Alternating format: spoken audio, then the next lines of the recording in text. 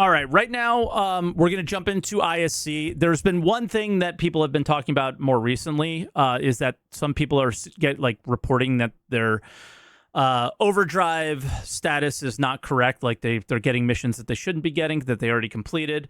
Elliot just mentioned in chat, you can just see the end of it where it says, there's a response to him, that we had some tickets for some people's accounts.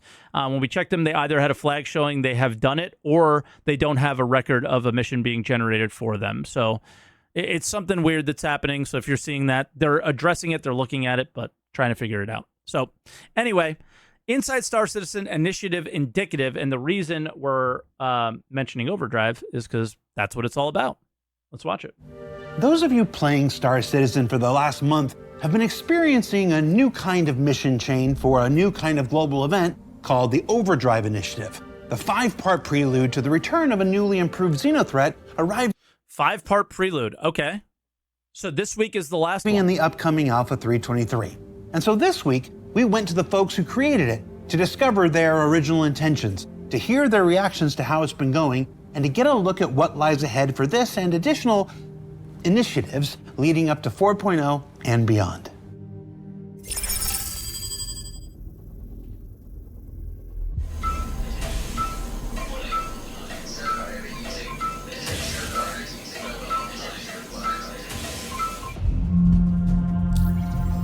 This doesn't look 4K. Hold up. Overdrive Initiative, codenamed Hex Penetrator, was... Yeah, it's 1080. Hold up. There we go. Was an attempt for us to dip our toes into new events and Lars dyed his hair for this, for sure. quest chains for players to progress. Oh, no, maybe not. Immediately or over a set amount of time. We're a But live he's more service. blue than before. We need to do things that increase engagement and get players playing together. So the Overdrive was our way of experimenting with some stuff that's most common in other MMOs and trying to see if it's a good fit for us. It's the a merch chat? 5-phase mission that prepares the players for the Xenothreat event. And it's one of the first times that we've actually kind of done a longer... Is this Ian from Twitch chat? So there's a new dev named Ian that has been stopping by the stream more often. This is that Ian? Awesome. So it's good to storyline put a face across to multiple to the screen contracts name. rather than here's just one. So in this case, we try to release the new missions weekly, but depending on feedback and information data, we either shorten it a bit or take a bit longer. And the idea is that we run it for a phase. It's somewhat grindable content that gets harder with each new one that you do. And it's all towards... Unfortunately, it should get harder, but the damn AI. some sort of greater narrative. Wait, are you proud of this beard, Elliot? I mean, I think you should be. It fills in pretty good. It's more It's light, though. giving the players a deeper understand of the lore of the game and Did you see the merch, prepare chat? You them see the merch? in advance to the Xenothreat at the end of a long time mission quest chain. So let's start with phase 1. So phase 1 was a data heist where the player had to go down and recover some data off of servers. We gave it a bit of a narrative spin where the CDF has detected a lot of their security bunkers going offline or being taken over by Xenothreat soldiers, and they're recruiting any willing and able body. So Lars gave more lore to the story just now than the entire mission chain, I feel like, has given to the average player. Like, what a difference just spoken words do, I feel like. The even the mission description in like the part that you read aren't as detailed as what he just said. That has been my only gripe. Because obviously, like, AI not working correctly is a given. My only gripe around these missions have been like, I don't feel in touch with the lore of the story. I'm going through the process. It's cool to do something each week, but I don't feel in touch with the story that they're trying to tell. And you have to go and infiltrate and capture the data to figure out what they're doing. But this mission was the most And keep the server room connected, protected until the hacking is done.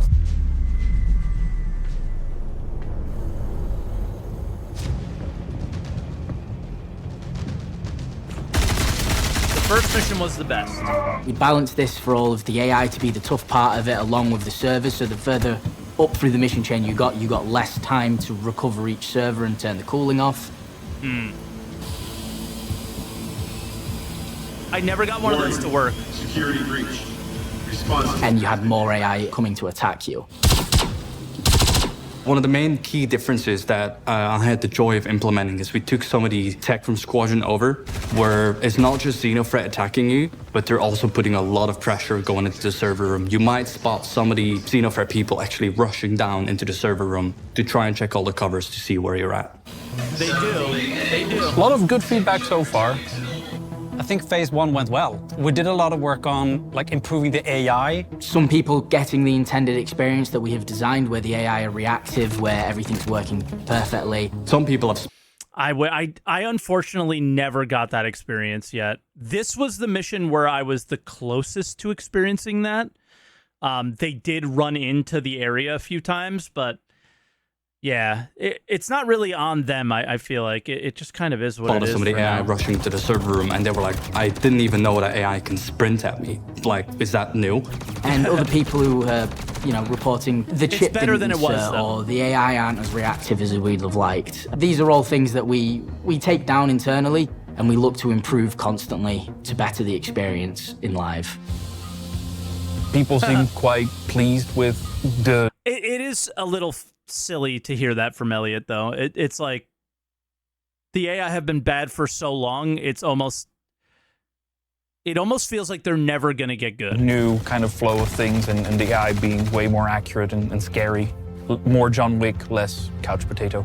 Depending on the number of players, it gets really tricky because there's a difficulty curve between the first time you try the mission till the last one.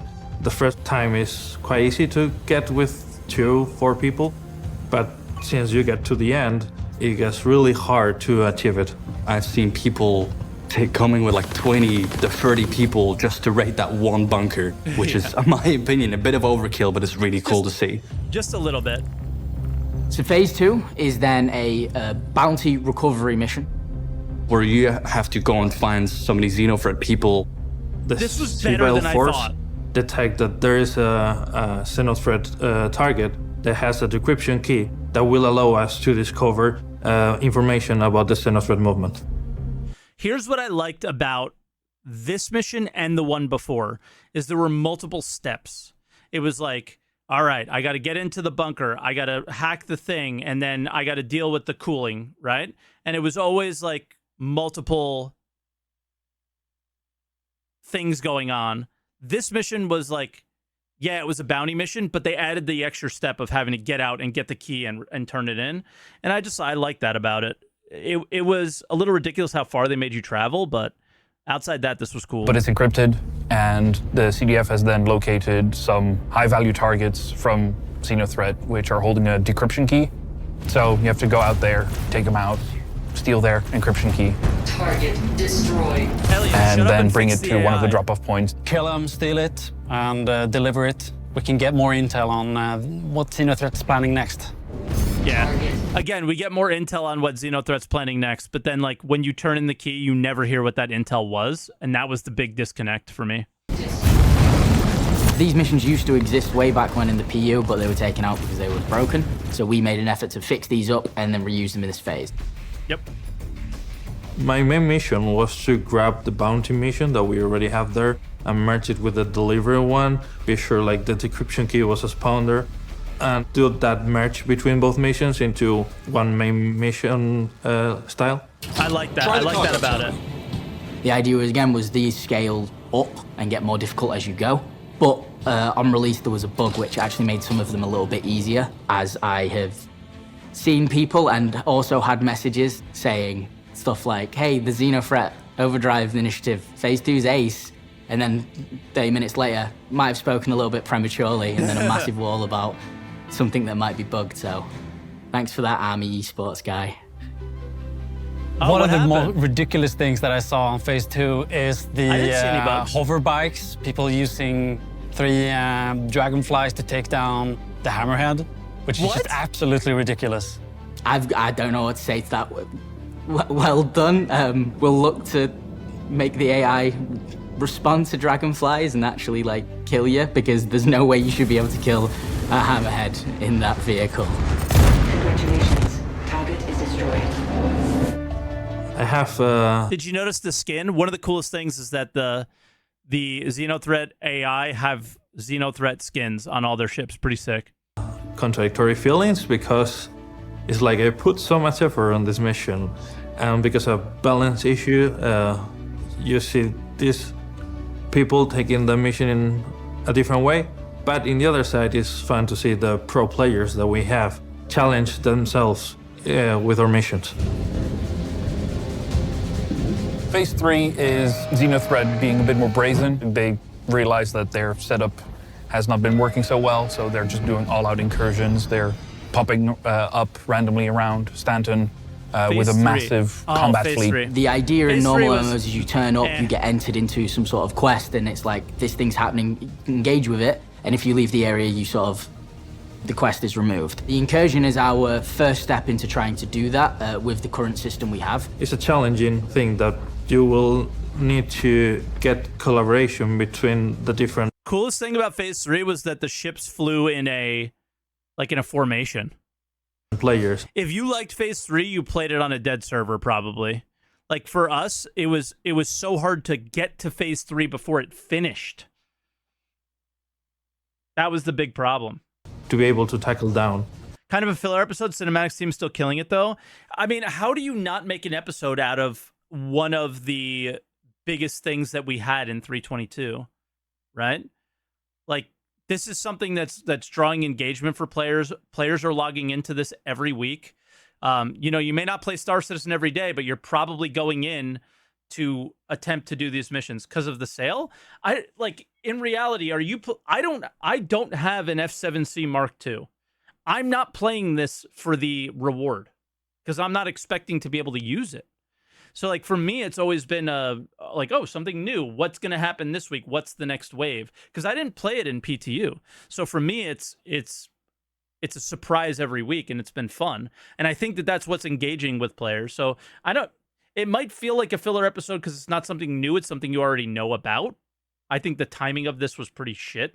It would have been good if we learned about these before, maybe, or maybe they didn't want us to know about it before, because again, it was fun to be surprised.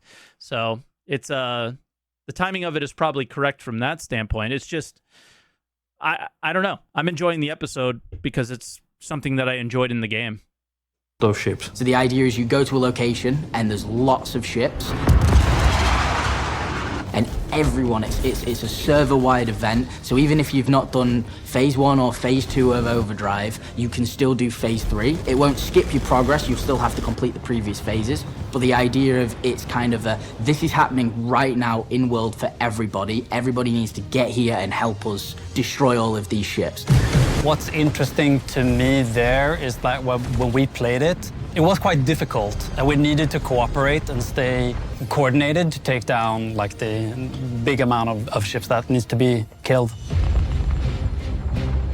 So as of recording this hasn't happened. What I expect to happen is that some lovely players will turn up in a bunch of dragonflies and just make it all look like so. Thanks in advance.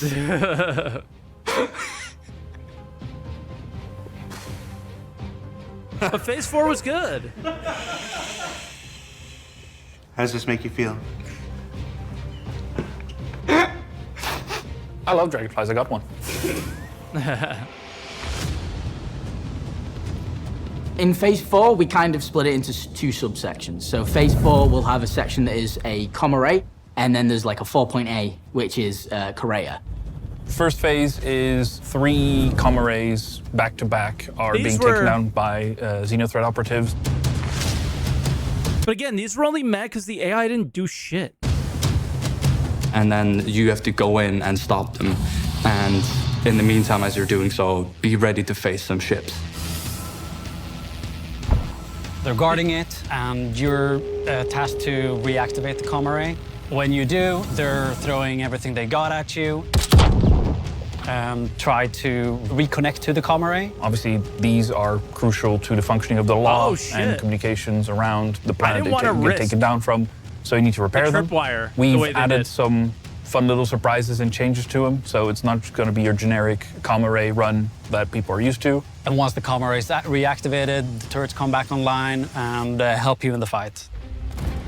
So the first comm array you did was cool because you get out of the ship and you see the red lasers and you're like, oh, okay. And then you go in and they're everywhere and you're like, okay. And that was cool. But then you did it the second and third time, it's pretty much the same thing.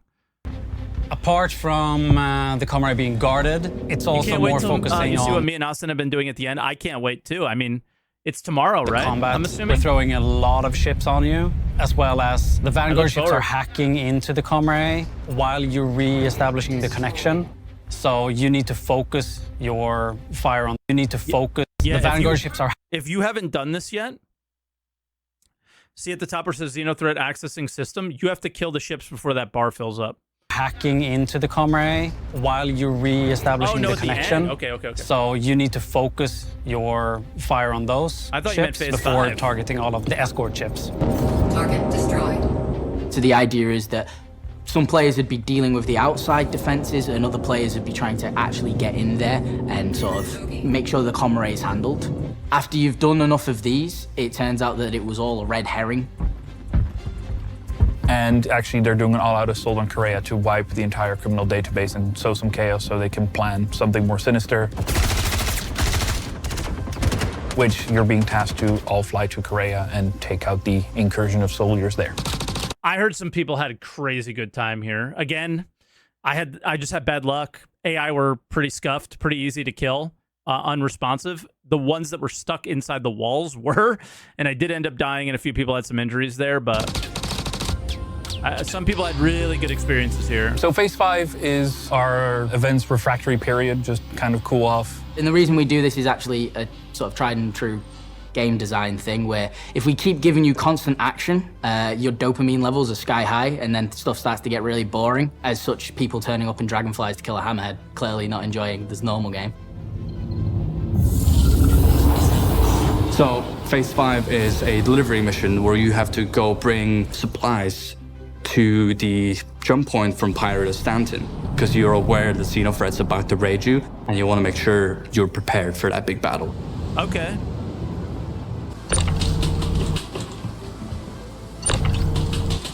So what we do is we have God. little respites where the action peaks down and then we'll peak it back up. And because phase 6 is the whole Xenothreat event, which is a huge battle and it's going to be hopefully very difficult, we have a little bit of a respite. Not too much. When you do phase 5 and you have to do these sort of delivery missions, there will be AI there to try and stop you.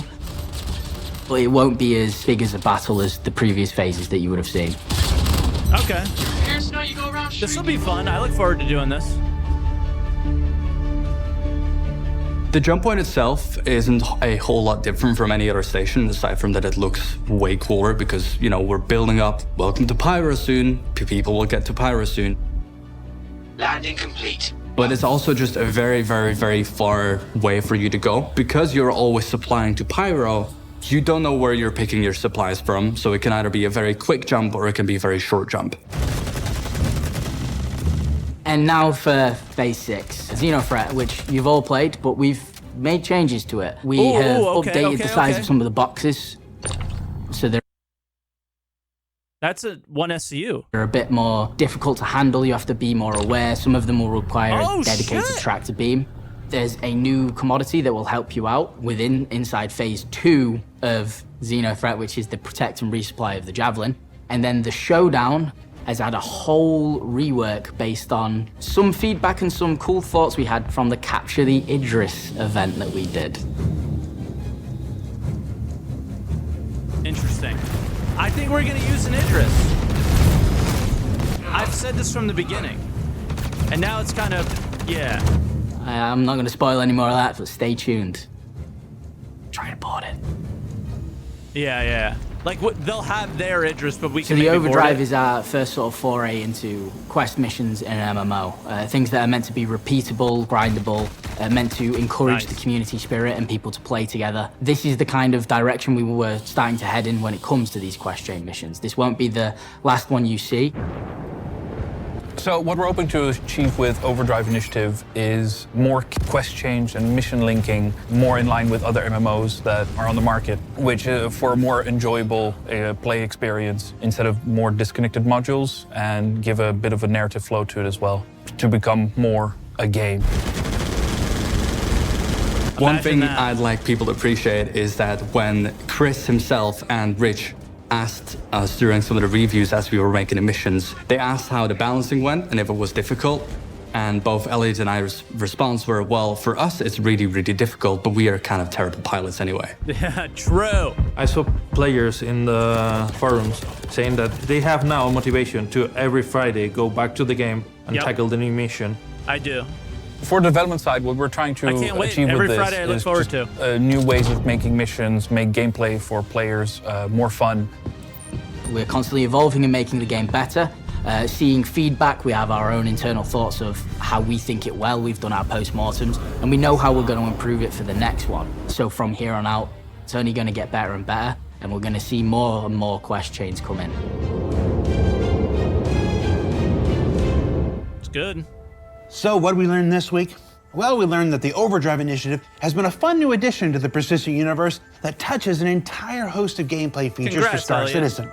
That So if there's one Elliot thing you can said- always count. Let me mute Jared. Elliot said the first thing he did as the lead of the mission design team. So congrats, man. It's been good. I look forward to every Friday. I might not enjoy the experience every time, but it's usually because of the normal Star Citizen stuff. But I look forward to the new thing each Friday. It's that the Star Citizens themselves are going to find emergent solutions to the challenges at hand. And that while this may be just the first gated mission chain for the persistent universe, it definitely won't be the last, as it sets the stage for a proper welcome to Pyro during our journey to 4.0 this summer.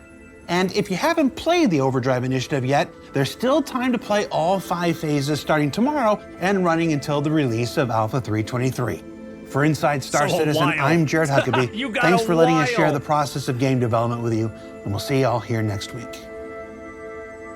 You got a while. Uh-oh, Lars at the end.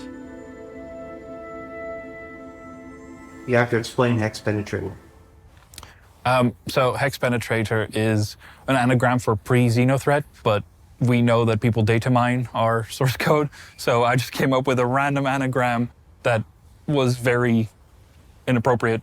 I didn't think it was gonna last, and then unfortunately, once it was there, people all started referring in documentations like, oh, so the hex penetrator mission's this and this and that. And I was like, well, I can't change it now. It's going to confuse everybody. So my lasting legacy in this company is a mission called Hex Penetrator. Okay. How does Chris Roberts feel about this?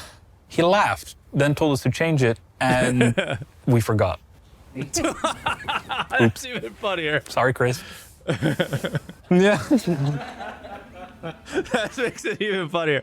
Okay, Lars is fired after today. 07, Lars. It was nice knowing you, dude.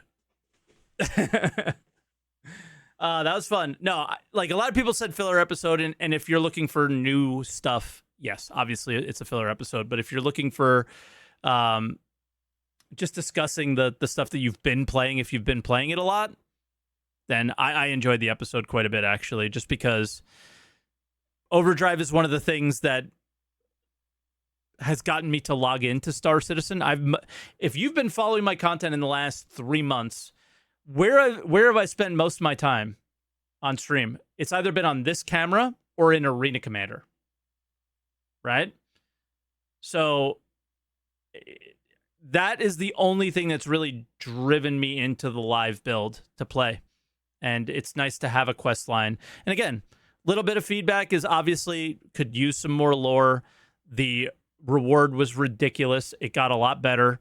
And it's just a matter of doing it better next time. Did Jared say 4.0 this summer? Yeah, obviously. That's been the road this entire time. You know? Overdrive is cool, but the repetitive do it 5 times is draining. Yeah, like I guess that would be a bit of feedback too, is instead of doing the same exact mission, almost exact with, like, because you can't do the increasing difficulty with the AI the way it is. Yeah, it would be cool to switch it up a little bit each time. I think that would be probably the best feedback I've seen around it outside the lore stuff. So, I should call it Hex Penetrator actually, but yeah, good episode. And yeah, Elliot just said, yep, we got plans for the next one. So cool. And yeah, I hope they just focus on the in-game reward next. That would be nice.